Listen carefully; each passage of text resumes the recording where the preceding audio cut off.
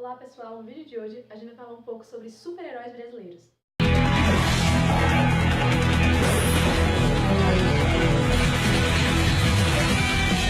Ciclope. Jean Grey. Não esses super-heróis brasileiros. Bem, a indústria do entretenimento é hoje um dos grandes ramos lucrativos dentro do mundo capitalista. Dentro dessas indústrias destacam-se as produtoras de quadrinhos e toda uma série de produtos relacionados aos universos do HQ. Sendo que dentre essas indústrias nós ainda temos dois grandes impérios norte-americanos que se destacam pelo seu poder de influência a nível mundial, que são elas a Marvel e a DC Comics. De acordo com a Diamond Comic, dos 10 títulos mais vendidos nos Estados Unidos, 5 são da DC e 4 são da Marvel, mostrando que elas têm um potencial de construção de sentido, de significado sobre pessoas, lugares e indivíduos. Isso tanto no seu país quanto nos outros países, porque esses produtos eles são traduzidos para os outros idiomas. Então, é sobre isso que nós vamos falar hoje.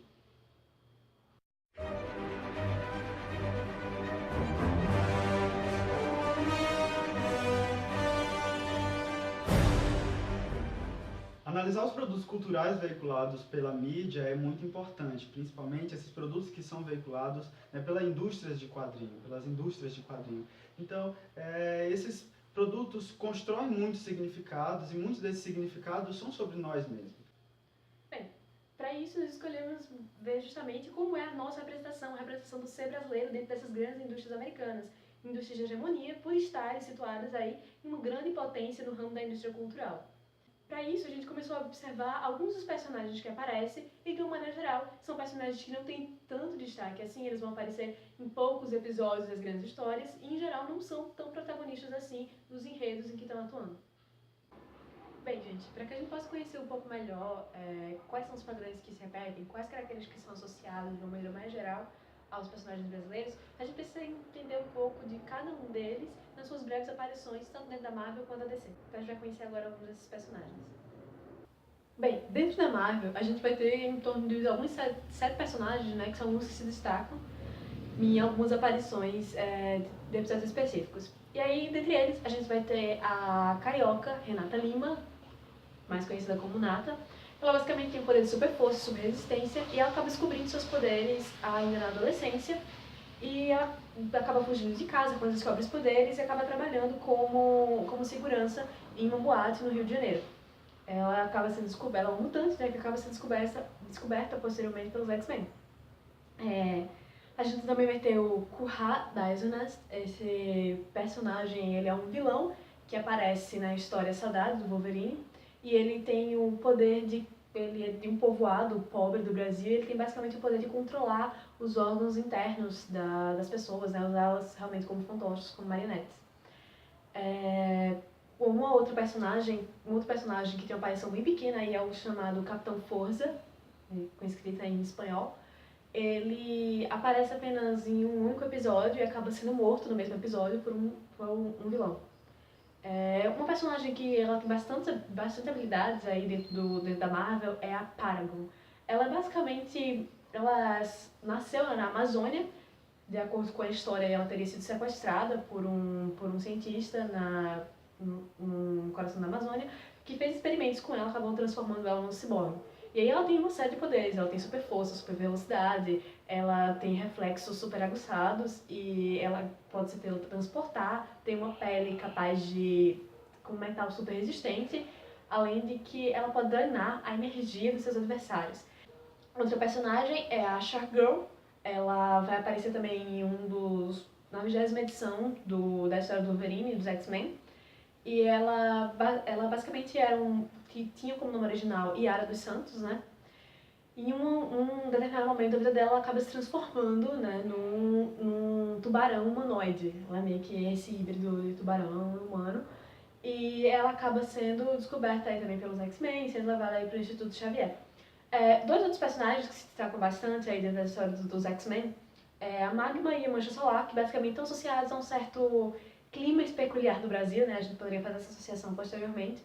A Magma, ela possui como nome original a Mara, ela tem uma história assim, bem interessante, que na verdade ela teria vindo de um grupo no coração da Amazônia, intitulado Nova Roma, né? Uma aldeia intitulada Nova Roma, que que foi formada por um grupo de romanos que fugiram lá do Império Romano mesmo e formaram esse local no coração da selva amazônica. Eles teriam fugido lá da Europa por algumas previsões apocalípticas e a Mara ela teria essa origem aí. Ela acaba sendo descoberta por outros mutantes que teriam relações com o Império Inca, até que posteriormente ela vai ser descoberta aí ela vai ser encontrada pelos X-Men. Seus poderes acabam se desenvolvendo quando ela acaba sendo atirada num vulcão e ela tem basicamente esse poder de controlar chamas, de controlar magma. O Mancha Solar, ele é provavelmente um dos mais conhecidos também, é o Roberto da Costa. Até os seus poderes se desenvolverem, ele era basicamente um jogador de futebol bem sucedido, ele era filho de um milionário, um arqueólogo aqui no Brasil. E aí ele quando os poderes se desenvolvem, ele tem a capacidade de direcionar os raios solares e de emitir luz e calor. Já no que se refere aos personagens, aos super-heróis da DC, a gente vai ter a Allegra Garcia. Ela é uma vilã que nasceu na Amazônia e que posteriormente foi levada ao Rio. Ela tem a capacidade de controlar elementos magnéticos, né, aspectos magnéticos, e também a capacidade de focalizar os raios solares em um único oponente. Nós também vamos ter o Avaleth. Ele é também um vilão, né? Ele é o pai da Allegra Garcia, ele também tem as mesmas capacidades que a sua filha, né? Então, de controlar aspectos magnéticos e focalizar os raios solares em seus oponentes. Outro vilão que a gente vai ter na narrativa da DC vai ser o Idiota. Ele tem uma capacidade de ir para a dimensão dos seres humanos, né? Ele vive na dimensão idiota, ele se alimenta das mentes humanas e é a partir disso que ele adquire poder para chegar na nossa dimensão. Quando ele vem para a nossa dimensão, segundo a narrativa da história dele, ele encontra Batman e ele fica obcecado para se alimentar da mente do Batman. Outro personagem presente na narrativa da DC vai ser o Jesus Valdez, ou o Capoeira. Ele tem a capacidade de utilizar a capoeira justamente como um mecanismo de defesa dele, então a gente não percebe nenhum superpoder extraordinário como a gente percebe nos outros. A gente vai ter outra vilã presente também, que é a Skandal Savage. Ela é filha do Vandal Savage. Ela tem a capacidade de cura muito rápido e também ela utiliza luvas retráteis. Ela participou de um sexteto chamado Sexteto Secreto e que é considerado um sexteto de anti-heróis. Nós vamos ter também outra vilã, a Wanderer, ou Victoria, como é chamada. Ela tem a capacidade de matar uma pessoa no simples toque e ela também é versada nas artes marciais. Outro personagem da DC vai ser o Jaguar, ou então Rafael Handy. Ele é produto de experimentos nazistas no Brasil e ele tem uma capacidade de se transformar em um felino humanoide com grandes poderes. A gente também vai ter outra personagem, né, que é muito parecida com o Jaguar, é a segunda Jaguar. Ela também tem essa capacidade, né, de se transformar em felino humanoide e ela, primeiramente, morava no Rio, depois foi para os Estados Unidos e o nome original dela é Maria Concepción Guzmán. Outro personagem dentro da narrativa da DC que se refere ao Brasil vai ser Fogo. Ela nasceu numa aldeia indígena na Amazônia, depois de seus pais passarem férias nesse local. Posteriormente, ela se tornou stripper e também animadora de programa de TV. Ela vai entrar para Programa Nacional de Espiões e durante uma missão ela acaba sendo atingida por uma explosão e quando ela acorda, ela acorda com o corpo todo carregado de chamas, e essas chamas, posteriormente, ela vai conseguir controlar e também ela consegue voar. Depois de adquirir esses poderes, ela entrou para a Liga da Justiça. Outra personagem ainda, né, vai ser Yawara, por último, da DC. Ela é uma guerreira indígena brasileira e amiga do Aquaman. Ela é da etnia, ela é membro da etnia Tapirapé na Amazônia. Ela participava com o Aquaman de um grupo chamado Os Outros, que eles tinham, né, entre eles uma conexão telepática, ela também anda acompanhado com o Jaguar, com a Onça Pintada, com quem ela também tem essa conexão telepática. E esses são os personagens da DC. Então, gente, esses são apenas alguns dos super-heróis que a gente pode citar, né, de maneira geral. E a gente observa que na descrição de cada um deles, a gente tem alguns padrões, alguns aspectos, algumas características que são reiterados. Bem, o que a gente se propõe aqui é basicamente fazer uma análise de identidade, entender qual é a noção de brasilidade que é construída a partir dessa narrativa dos quadrinhos, dessas duas grandes empresas, né? E para isso a gente vai precisar utilizar alguns conceitos que são bem interessantes para a gente usar aqui e vai auxiliar aí para que a gente chegue a uma conclusão mais claramente. Esses dois conceitos seriam a ideia de estereótipo e tipificação, que são utilizadas pelo culturalista Stuart Hall. Basicamente a gente tem que entender qual a diferença entre criar um tipo e criar um estereótipo, quando a gente está se referindo à identidade alheia, uma identidade que não é nossa.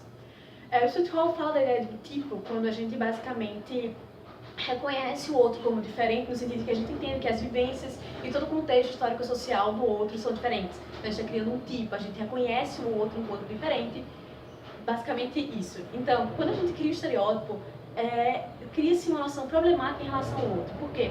Um estereótipo significa eu essencializar, eu associar uma série de características como sendo inerentes ao outro por ele fazer parte daquele convívio social. O outro não tem outra possibilidade de ser diferente daquilo, porque aquilo é a característica intrínseca dele. E aí, quando a gente cria estereótipos, a gente basicamente simplifica o que é o outro, o que é a outra identidade, o que é a outra raça, o que é a outra etnia, e a gente descomplexifica o que aquilo ali pode trazer. Então, esse é o problema do estereótipo, porque ele simplifica e generaliza uma identidade que, na verdade, pode ter outras características, mas que acabam sendo reduzidas a noções específicas, que são os estereótipos. Bem, nas análises que a gente fez aqui, a gente observa que determinadas características relacionadas ao clima do Brasil, determinadas características relacionadas à ideia de uma construção de uma ideia do selvagem, do exótico, elas passam a ser muito reiteradas, tanto dentro da DC quanto da Marvel. A primeira característica que essencializa esses personagens vai ser essa característica de humanoides, né, relacionado com animais selvagens, alguns oriundos da Amazônia e também da parte litorânea. A gente vai ter a Shark Girl, a gente vai ter o Jaguar, a segunda Jaguar, e também vai ter outra personagem que é a Yawara, que na verdade ela não está relacionada com essa ideia de personagem humanoide, mas ela carrega consigo um animal que está relacionado a essa ideia, né, do que seria a ideia do Brasil, né, da brasilidade. Outra característica também presente, né, na narrativa desses personagens vai ser essa capacidade de controlar elementos oriundos do nosso clima, né? A gente vai ter muitos personagens que controlam fogo, a gente vai ter mancha solar, a gente vai ter magma, Wandaleth, Alegra, fogo. Na sua maioria também esses personagens vão estar relacionados a um binarismo, né? A gente vai ter ou relacionado à Amazônia ou relacionado ao rio, a gente vai ter Yawara também, né, que é indígena, a gente vai ter Alegra, fogo, Paragon, magma, e relacionado ao rio a gente vai ter a segunda Jaguar, né, vai ter Nata também. Bem, é por daí a gente vai observar quais os limites, né, porque existe uma linha muito tênue entre tipificar e estereotipar, e é importante que a gente identifique isso. O Brasil é um clima predominantemente de clima tropical? O Brasil ele vai ter a floresta amazônica como um grande símbolo da constituição de sua nacionalidade? Sim. Mas o que a gente problematiza aqui é o fato de que esse padrão de ser brasileiro ele acaba sendo reiterado. Parece que a gente só tem duas possibilidades de ser brasileiro. Ou você nasce num papel muito pobre do Rio de Janeiro, ou então você nasceu lá no meio do coração da floresta amazônica. Então, isso por sim é reduzir. Parece que todos os personagens eles têm que estar associados a algumas dessas duas cidades e algumas dessas duas formas de ser brasileiro, quando a gente sabe que existem muitas outras. São características que estão relacionadas ao Brasil, sim, mas o problema é reiterar essas características como sendo as únicas características. E, por último, na nossa análise a gente percebeu também que a maioria desses personagens estão relacionados à integração latino-americana do Brasil, né, com os outros países da América Hispânica. A maioria desses personagens vão carregar, principalmente na DC, nomes espanhóis, né? A gente vai ter Garcia, Reyes, Concepción de Guzmán, Valdez, Bonilla. Então são todas essas características que oriundo de um imaginário do Brasil, né? De que o Brasil, na verdade, fala espanhol e que por isso carregaria nomes espanhóis. É interessante observar, tipo, como, assim, a gente tem alguns estereótipos que partiriam de uma característica realmente brasileira, né? Claro, eles vão ser estereotipados, como é o caso das características climáticas e tudo mais, mas esse caso específico de fazer o país completamente integrado à América Espanhola, à América Hispânica, na verdade parte de um conto muito ficcional, né? É um estereótipo muito ficcional, porque na verdade o Brasil ele não tem essa integração muito forte com o resto da América Latina, e essa é uma narrativa que é construída no discurso americano, que é totalmente desconexa com a realidade, né? Então aí a gente tem a construção assim, de um estereótipo muito ficcional da brasilidade, que na verdade não condiz com a realidade da maioria da população brasileira. E a gente estava falando justamente desse binarismo de Amazônia e Rio de Janeiro, e a gente também pode vincular essas imagens do Brasil, nessa brasilidade, com justamente a propaganda que é feita em cima dessas duas regiões. Então a Amazônia ela vai passar por um processo de preservação, né? Principalmente em congressos, em encontros internacionais, onde os países vão se encontrar para debater questões ambientais, né? E o Rio de Janeiro, produto também de uma imagem que foi vendida no exterior, né? A propaganda vendida no exterior sobre o Rio de Janeiro, principalmente Carmen Miranda, a gente percebe, né? no período do século passado, e também por alguns eventos que aconteceram aqui, né? As Olimpíadas de 2016 e também o Pan-Americano de 2007. Então são todas essas propagandas, essas imagens que são veiculadas fora do país, que constroem e essencializam o brasileiro como pertencente a algumas regiões específicas, né? Amazônia ou ao Rio de Janeiro. Um outro aspecto que a gente percebe é que a gente vai ter muitos super-heróis que reiteram a ideia do humanoide híbrido com algum tipo de animal selvagem, tipo, né, Sharkgirl, o Jaguar são alguns exemplos disso, ou então alguns super-heróis, como é o caso da Yawara, que ela tem essa conexão mais forte com os animais. Isso, teoricamente, deveria ser algo muito inocente, mas a gente sabe que nada veiculado pela mídia é inocente. A gente percebe que, ao retratar tantos super-heróis com essas características, existe uma necessidade de exotizar o Brasil e marcá-lo fortemente como outro, né? A gente vai perceber que isso acontece de uma maneira simples. Isso não acontece apenas em um super-herói isoladamente, em um ou dois super-heróis, mas em vários super-heróis das duas grandes editoras dos quadrinhos. Então, existe uma necessidade muito grande de marcar esses super-heróis como sendo outros, como sendo super-heróis minoritários, que não se enquadrariam aí, que não fariam parte de uma hegemonia.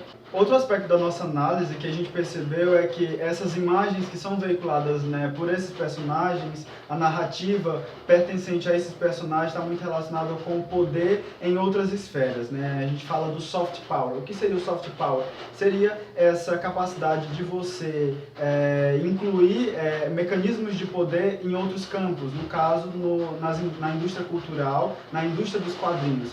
E está muito relacionado com uma ideia de exotização do Brasil. A gente falou, né, que a nossa análise partia desse pressuposto de que esses personagens construíam uma ideia exotizada do Brasil, mitificada do Brasil, de um outro desconhecido. Isso reflete justamente no campo político internacional, porque a gente percebe que há um protagonismo dos Estados Unidos enquanto hoje, como uma potência internacional que consegue regular as relações de poder dentro dessa esfera internacional, dessa anarquia desses países que não tem uma jurisprudência que governa todos esses países. Então a gente percebe que a veiculação de imagens, né, de exotização, de subalternidade ou então de marginalização está muito relacionada a esse protagonismo em outros campos, em esferas políticas internacionais, por exemplo. E aí a gente observa como essas relações de poder e de hierarquia, elas vão estar relacionadas aos próprios poderes associados aos super-heróis nessas construções, né? A gente vai pensar que existe uma grande variedade de poderes associados aos super-heróis americanos, né? Eles têm poderes bem diversificados, e a gente observa que o padrão de reprodução dos poderes dos super-heróis brasileiros não sempre relacionados a um elemento da natureza. Então, isso tanto é um elemento que cabe aos super-heróis, tanto aos super-heróis brasileiros, né? A gente pode associar que o poder deles é esse domínio da natureza, quanto a própria imagem do Brasil em termos geoeconômicos, né? Ele tem essa relação de colocar qual a função específica do Brasil, tanto em termos geopolíticos, quanto aí nessa representação dos quadrinhos. E o que a gente observa é justamente isso, em comparação, por exemplo, aos super-heróis americanos, a gente não tem essa diversidade, essa possibilidade de controlar outros aspectos, basicamente elementos da natureza que associam essa figura do ser brasileiro ao dominar o elemento selvagem, entre outros aspectos.